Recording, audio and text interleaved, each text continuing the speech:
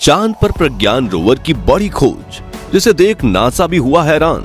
Chandrayaan 3 mission के आखिरी पड़ाव में हुआ बड़ा खुलासा। चांद की सैर पर निकला प्रज्ञान, आई कामयाबी की तस्वीर। इसरो ने बताया अब आगे होगा और भी बड़ा इम्तिहान। दोस्तों, इसरो वैज्ञानिकों के अथक प्रयासों और करोड़ों भारतीयों के दुआओं के नतीजे आज हमारा चंद्रयान 3 चांद के दक्षिणी ध्रुव में शान से खड़ा हुआ है और इसे चांद पर लैंड किए हुए करीब 1 हफ्ता होने जा रहा है। और अब यह मिशन बस 1 हफ्ता और चलने वाला है, जिसके बाद चांद पर फिर से 14 दिन के लिए रात हो जाएगी, क्योंकि प्लान के अनुसार लैंड करने के बाद इसे 14 दिन रिसर्च का काम करना है। यही वजह है कि जिस दिन से चंद्रयान ने लैंड किया है तभी से हमारा प्रज्ञान रोवर चांद की अंधेरी व रहस्यमय दुनिया के बारे में बड़े बड़े खुलासे कर रहा है। इसके साथ ही ये चांद की जमीन पर भारत की एक ऐसी अमिट छाप छोड़ रहा है जो आने वाले करोड़ों सालों तक नहीं मिटेगी। तो आखिर प्रज्ञान ने चांद पर ऐसी कौन सी बड़ी खोज की है जिसकी पूरी दुनिया में चर्चा हो रही है? इसरो ने प्रज्ञान रोवर को ऐसी कौन सी टेक्नोलॉजी से लैस करके भेजा है कि चांद के इतने मुश्किल हालातों में भी ये आराम से अपनी रिसर्च को अंजाम दे रहा है? और सबसे जरूरी अभी आगे ये और कौन कौन से कारनामे करने वाला है। साथ ही चांद के इस इलाके में क्या इसकी मुलाकात एलियन से भी हो सकती है? ये सब कुछ आज हम आपको इस वीडियो में एक्सप्लेन करने वाले हैं, इसलिए इसे अंत तक जरूर देखिएगा।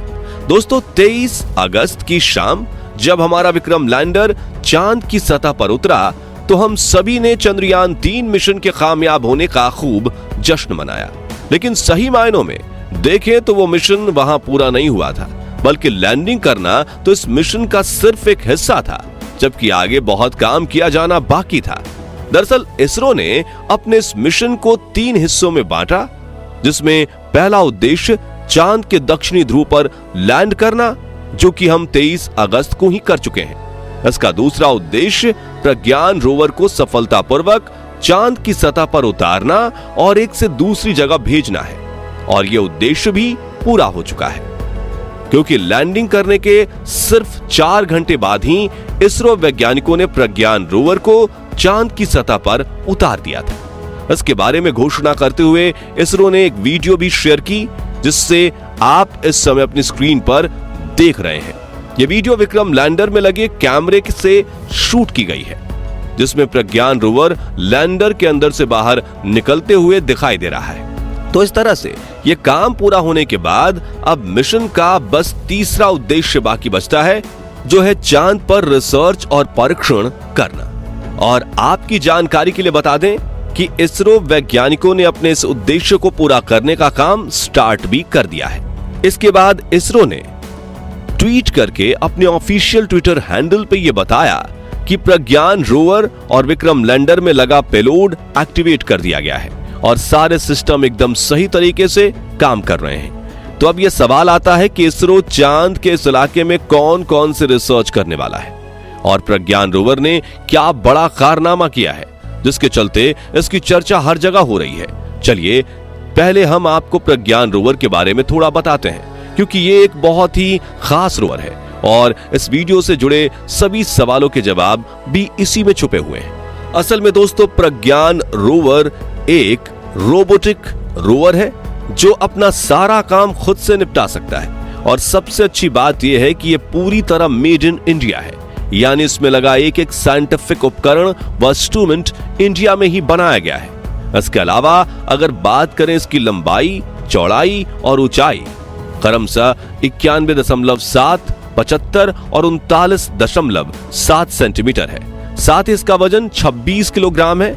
यहाँ गौर करने वाली बात यह है कि 26 किलोग्राम इसका वजन पृथ्वी पर है। अब क्योंकि चांद की ग्रेविटी पृथ्वी से 6 गुना कम है, तो ऐसे में चांद पर प्रज्ञान रोवर का वजन सिर्फ 4.5 किलो के करीब रह जाता है। नेविगेशन के लिए इसमें पीछे की तरफ 2 कैमरे लगाए गए हैं, जिनके नाम नेविगेशन कैमरा लेफ्ट और नेविगेशन कैमरा राइट है।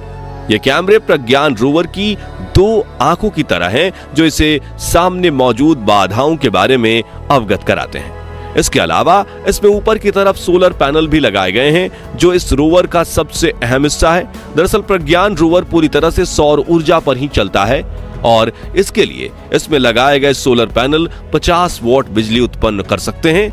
इन्हीं सोलर पैनल्स के ऊपर इसमें RX-TX एंटेना भी लगे हैं ताकि चांद पर घूमते हुए लैंडर के साथ इसका कनेक्शन बना रहे और अपनी रिसर्च का डेटा ये लैंडर को ट्रांसफर कर सके।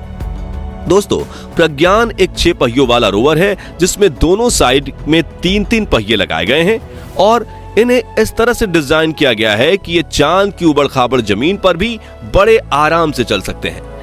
अपने इन पहियों की मदद से प्रज्ञान रोवर 0.036 किलोमीटर प्रति घंटे की रफ्तार से चल सकता है। आपको यह स्पीड भले ही कम लगे एक लूनर रोवर के हिसाब से, और जो मिशन इसको करने हैं उसको देखते हुए यह स्पीड पर्याप्त है। प्रज्ञान रोवर की सबसे खास बात यह है कि चांद पर जहां जहां भी ये जाएगा वहां मिट्टी पर भारत और इसरो की छाप बनती जाएगी। असल में वैज्ञानिकों ने इसके पहिए पर इसरो के लोगो और भारत के राष्ट्रीय चिन्ह अशोक स्तंभ को उकेरा हुआ है। और क्योंकि चांद पर कोई भी वायुमंडल नहीं है, इसलिए भारत के ये निशान चांद पर करोड़ों सालों तक ऐसे ही बने रहेंगे।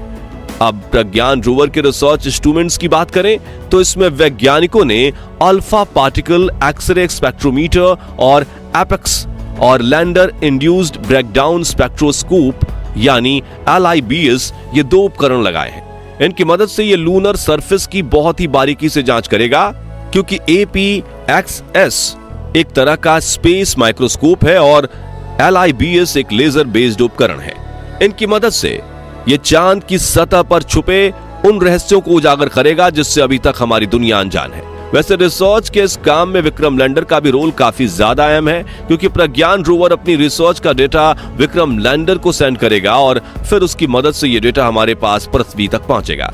इसके अलावा विक्रम लैंडर में भी कई तरह के एडवांस साइंटिफिक इंस्ट्रूमेंट्स यानी पेलोड्स बनाए गए हैं, जिसमें radio anatomy of moon bound hypersensitive ionosphere and atmosphere यानी RAMBHA, instrument of lunar seismic activity यानी कि ILSA, ल्यूमिगर प्रोब यानी कि LP और चंद्राज सरफेस थर्मोस्फेरिकल एक्सपेरिमेंट यानी कि चास्टे का नाम शामिल है। अपने इंस्ट्रूमेंट्स की मदद से यह चांद के मौसम, चांद कितना ठंडा या गर्म है, चांद की हवा, यहां आने वाली भूकंप और प्लाज्मा डेंसिटी व इसकी विविधताओं की जांच करेगा।